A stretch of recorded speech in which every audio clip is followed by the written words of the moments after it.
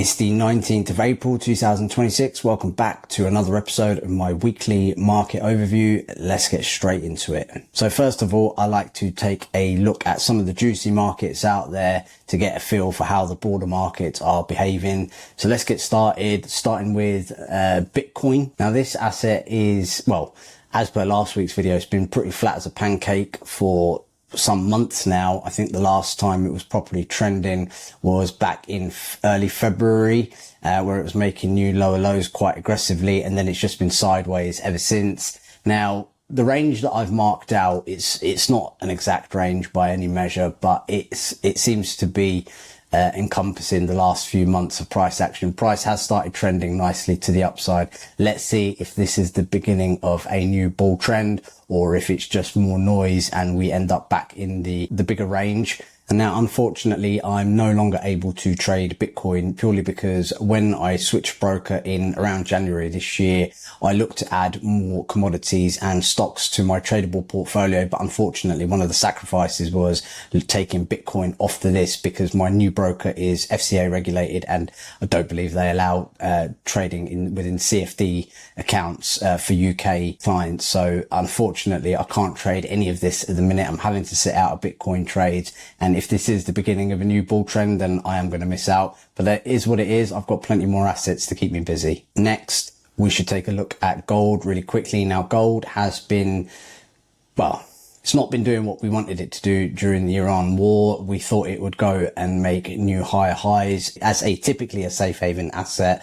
But because of the way the dollar has been behaving, gold has been limited to its upside. So if we look at it on the 4 hour, we can clearly see that it's in this wedge pattern. It's getting tighter and tighter. Now, this is either going to explode to the upside or to the downside. I don't know and I don't care. I'm just waiting for it to do one or the other, pick a direction and start trending in that direction, and then we can start picking off trades. So we're just waiting for that to happen, but at the minute it is just stuck in this really tight wedge pattern, and we're waiting for it to detonate into one direction or another. So next few days, maybe a week or so, hopefully we'll get some really nice moves on gold in which I can capitalize upon. Now, we have to take a very, very quick look at Brent Crude, and this asset is extremely vulnerable to the volatility that's been caused by what's happening in Iran at the minute. So at the moment, it looks like it's trending to the downside, particularly on the 4 hour chart. It looks to be making lower lows and lower highs, which is reasonably clean.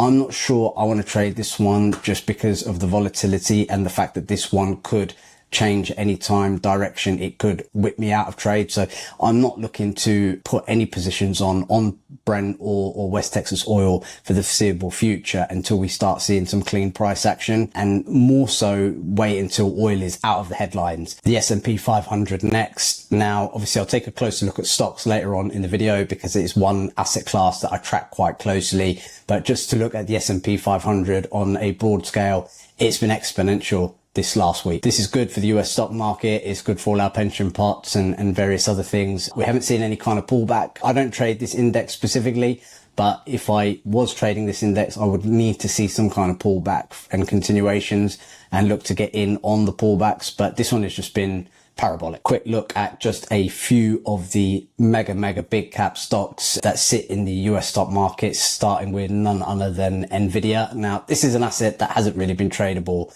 for, well, several months now. Last time it was making consistent clean high highs and high lows was August 2025. Then it made another big push to the upside in October 2025. And since then it has been flat. This is not really a tradable asset. It's not great. The price action isn't clean. It has benefited massively from the last week's push to the upside. We may see some pullbacks and continuations on this. In that case, I will be trading NVidia. But for the most part, it has been stuck in this sideways action. Apple as well. Last time this one trended to the upside was, well, it finished its big push to the upside around early December 2025. It was making really nice, consistent high highs and high lows. And then it has been very much a sideways asset. So again, it has benefited a little bit from this last week's push to the upside. We'll see if we get pullbacks and continuations. If we do, I may potentially be looking for long positions with Apple as well. Similar story to NVidia, but at the moment I'm just sitting out patiently waiting for this one to do some clean trending price action. Microsoft deserves a quick mention as well. This is another asset that was sideways for a while, and then it has been trending consistently to the downside since around November last year, I believe. And it has actually made a bullish change of character. Thanks to this last week's big push to the upside, it has created a higher high. So I think Microsoft is a really nice potential long position. I'm going to be watching this one for a pullback and continuations. If we get a nice clean pullback somewhere like the 20 moving average, I would definitely be looking for continuations on Microsoft, because it has made a very, very specific statement here by making a higher high, and it is potentially stopped its downtrend. So this could be a really, really great time to get long positions on Microsoft. I'll be watching this one really closely over the next few days and couple of weeks. And last but not least, we should mention Tesla. Now, Tesla was making a beautiful push to the downside. This was making really nice, consistent lower lows and lower highs, specifically on the 4-hour chart, but the daily chart looked really nice as well. Bit similar to Microsoft, it has made this big push to the upside, benefited from last week's bullish price action, and it has stopped trending to the downside. It has cleared this previous lower high and has breached it and made a higher high. So now we are potentially in bullish territory. If we get a pullback and a show of force to the upwards direction, we start getting some bullish candles. If we get a pullback, then this is another great asset for potential long positions with Tesla. So again, this is another asset that I really like to trade, Tesla. Although I haven't been trading stocks for a long time, I've been watching this asset and done a lot of back testing on this asset for some time now, and it trends really nicely. So if we get these pullbacks, this one is really high on my list for potential long positions. So moving on, I want to take a quick look at the two trades I took last week. I took one with USDCAD and I took one with the stock Visa. First, we'll start off with the Forex trade. Now, one of the things I like to do is I look for divergence between major currencies. Specifically, the dollar was trending to the downside for the last couple of weeks. And I noticed that although many of the other currencies were making big pushes to the upside, I really liked the price action on the Canadian dollar. It was making lower lows and lower highs. It failed to make a new lower low and instead made a higher high. It pulled back into the 20 moving average, where I married that up with opposing price action on the Dixie, which was making consistent lower lows and lower highs. If we switch over to the USDCAD clearly shows that it was mirroring the price action of the Dixie, the dollar showing significant weakness on this pair. And we had a pullback up into the moving average area and then a nice couple of pushes to the downside, where I entered a short position, or I believe on Monday afternoon it was, after US Open, and I got a really nice quick 2 hours out of this trade,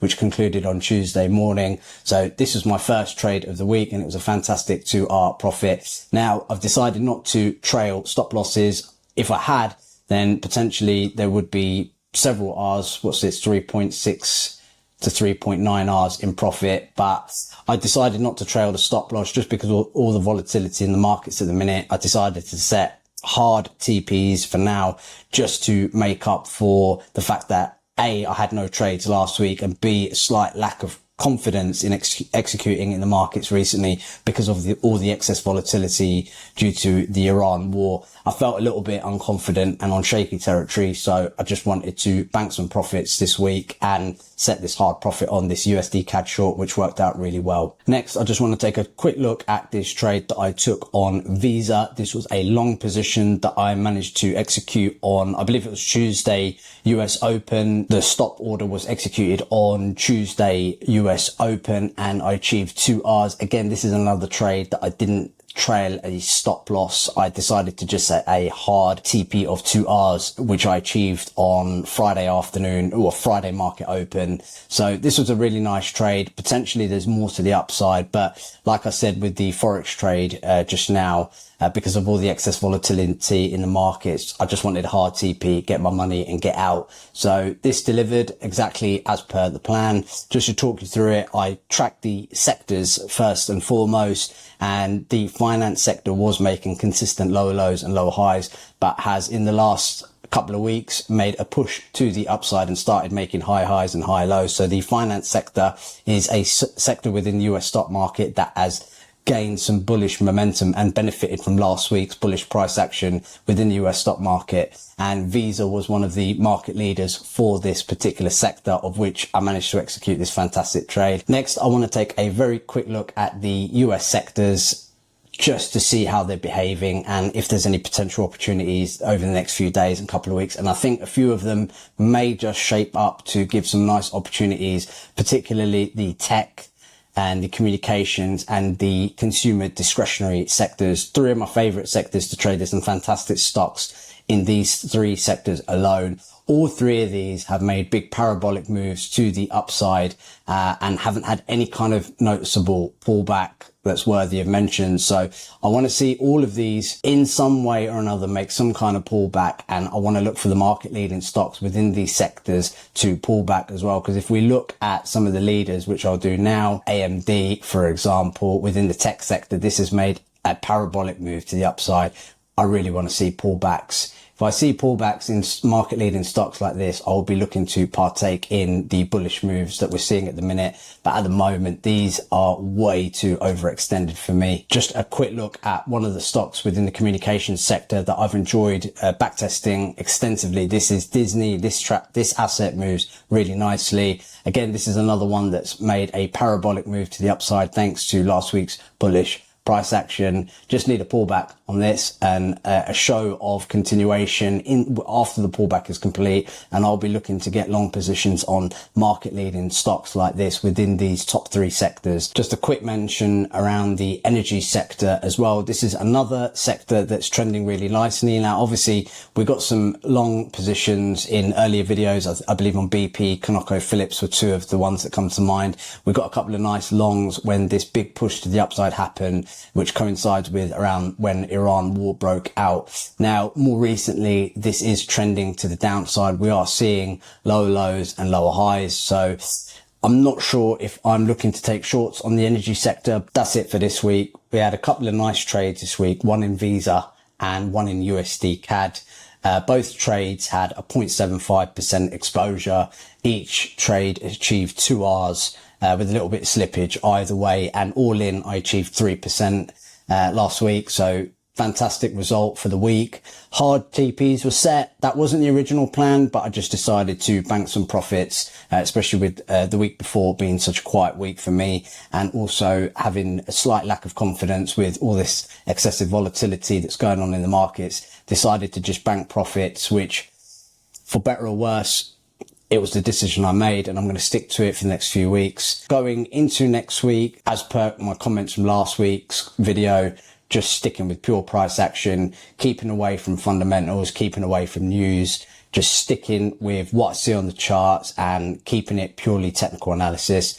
Seemed to have paid off really nicely this week. I want to do the same going into next week. So thanks for joining me, and I'll catch you on the next one.